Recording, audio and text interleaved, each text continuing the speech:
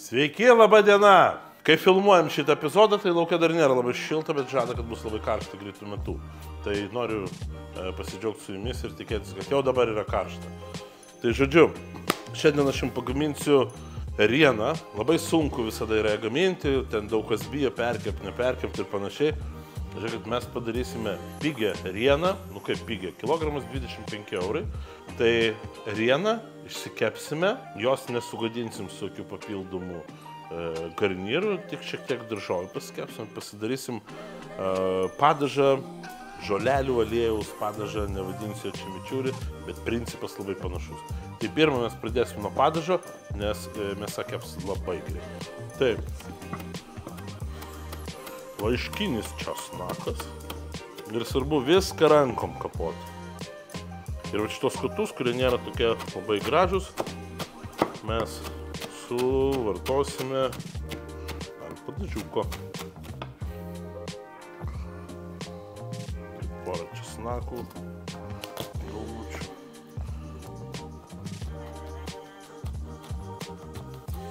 Šiek tiek druskos. Ir šitam etape labai svarbu alyvuogių aliejus, kuris turi būti labai geras. Viską išmaišom.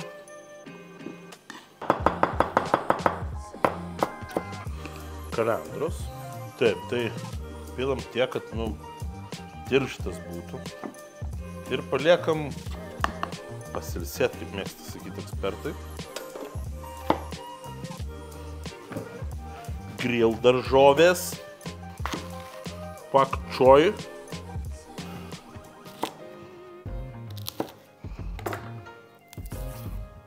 Sumetam daržovėlės. Visas.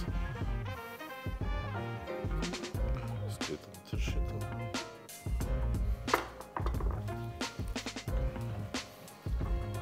Ir viską sutepsime su alyvuogių aliejum.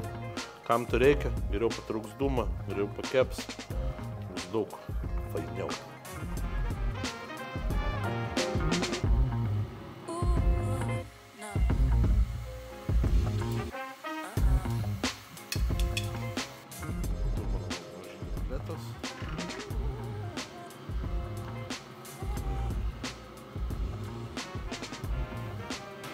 Na ką, turime rieną, šalia turime daržovės. Dabar žiūrėkit.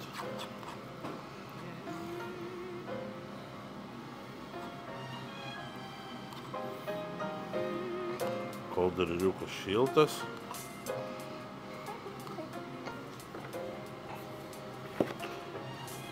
Ir prieš valgant.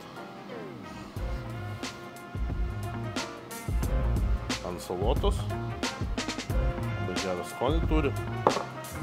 Rienos čiopsai su grilintom daržovėm 15 minučių. Ir ready to eat.